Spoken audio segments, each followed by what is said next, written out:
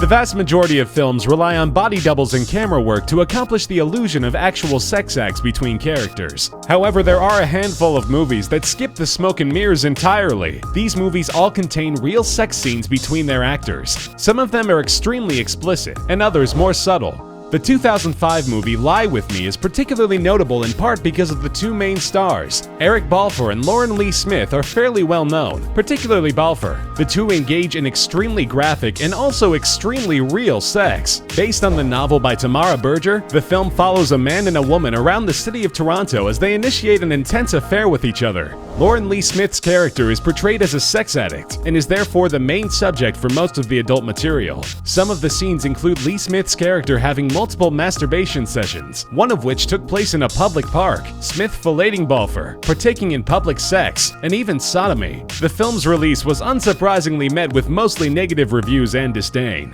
Now it resides with a fairly dismal rating of 38% on Rotten Tomatoes. A-list actor Chloe Sevigny made the mistake of agreeing to play the love interest in the movie The Brown Bunny, a mistake that would haunt her in her career for many years to come.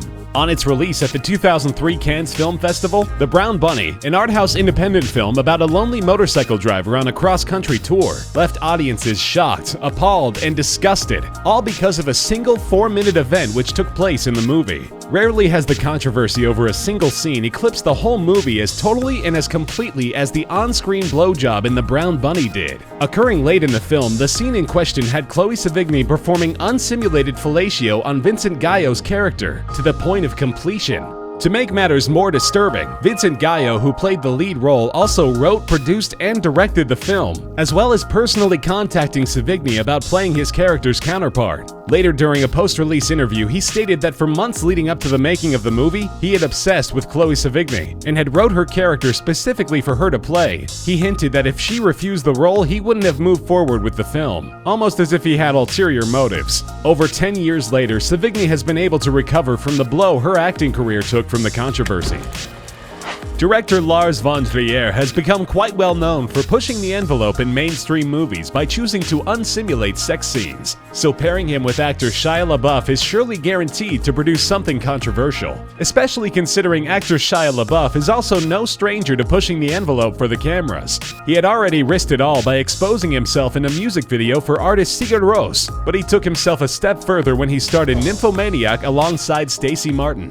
Taking on possibly his most mature role yet, Shia LaBeouf has confirmed that in the flick, nothing was off limits, including the script's real sex scenes. The film Nymphomaniac follows the story of a young self-diagnosed nymphomaniac, played by Stacey Martin, as she recounts her staggering amount of erotic experiences to an older man who just found her beaten unconscious in an alleyway. Many of those erotic experiences recurringly featured Shia LaBeouf. Recently, however, Stacey Martin had stated in an interview that while the sex is real, LaBeouf and her never actually consummated their contracts. She alleges that any and all real acts were performed by pornography actors with their faces overlaid onto the porn stars, which directly contrasts claims previously made by Shia LaBeouf and Lars von Trier in multiple different interviews. Since Martin's reveal, the two have again stepped forward to reinstate that the fornication scene on screen was in fact nothing less than authentic, which begs the question, who's telling the truth? Love was Argentinian filmmaker Gaspar Noé's first film after a 5-year hiatus. There is a plot to Love, but that's secondary to the sex. Gaspar Noé's love story is relentlessly graphic, shockingly explicit, and yes, filmed in ever so popular glorious 3D. You could call it porn if you like, but you can't deny that the acting and story are exponentially better.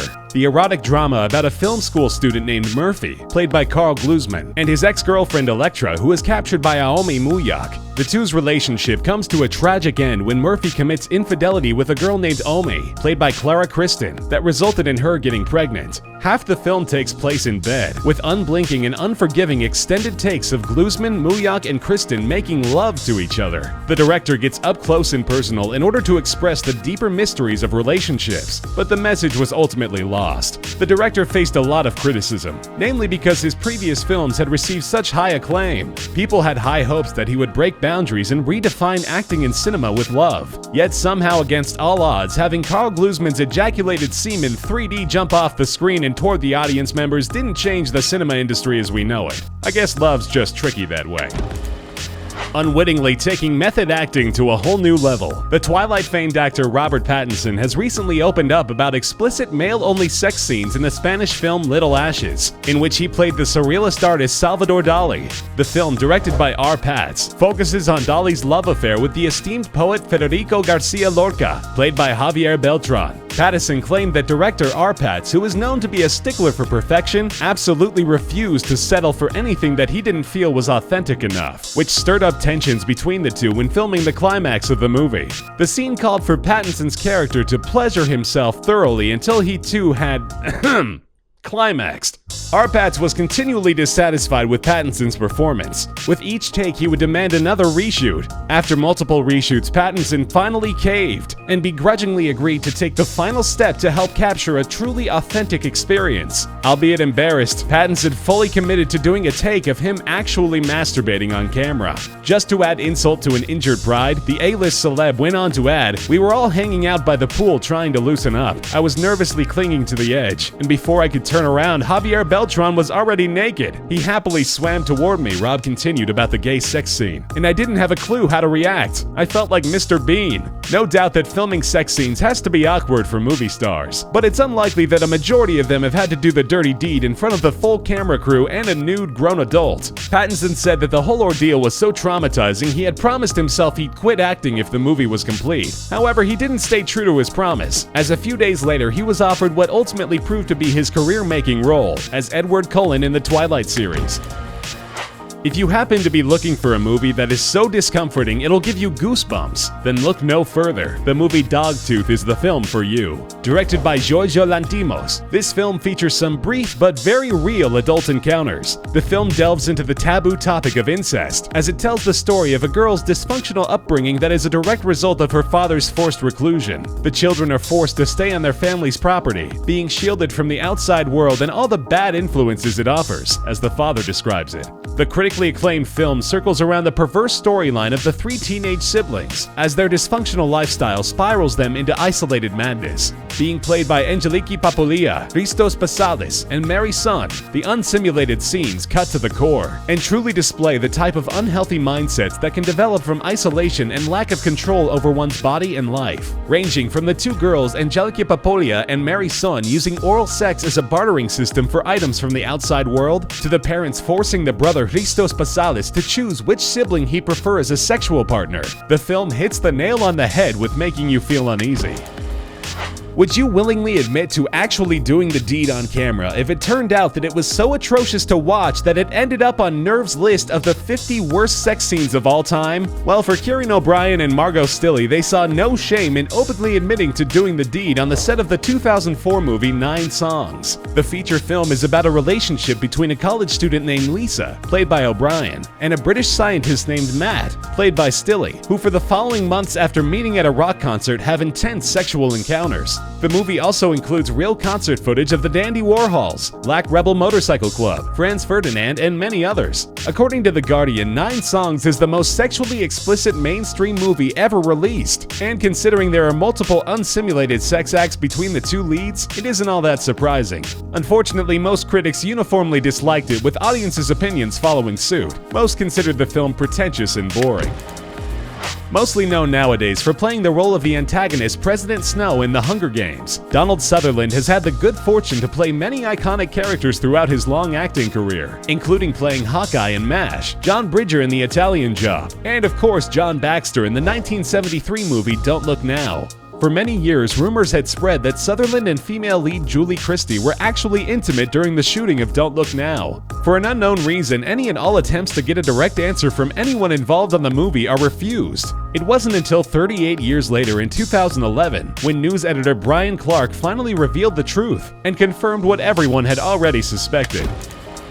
Starring aging acting icon Marlon Brando, then aged 48 and exuding aggressive masculinity, and Maria Schneider, an unknown 19-year-old French actor. Last Tango in Paris, released in 1972, was undoubtedly one of the most influential and controversial films ever created in the last century. Featuring one of the most infamous movie sex scenes ever filmed, the movie upon release was denounced for being too obscene and found itself being steadily banned in a growing handful of countries, including many areas of Britain. The film a tale of lust between an older man and younger woman who meet for anonymous and increasingly racy sexual encounters, gained unexpected worldwide attention due to the controversy, which for Mariah Schneider proved to be too much for her to handle, causing her to embark on a path of self-destruction with fraught romantic entanglements, suicide attempts, and a lapse into drug addiction, eventually falling back into obscurity. However, 35 years later, after the passing of Marlon Brando, she returned to finally put a rest to the question everyone had been asking: were the adult scenes real or faked?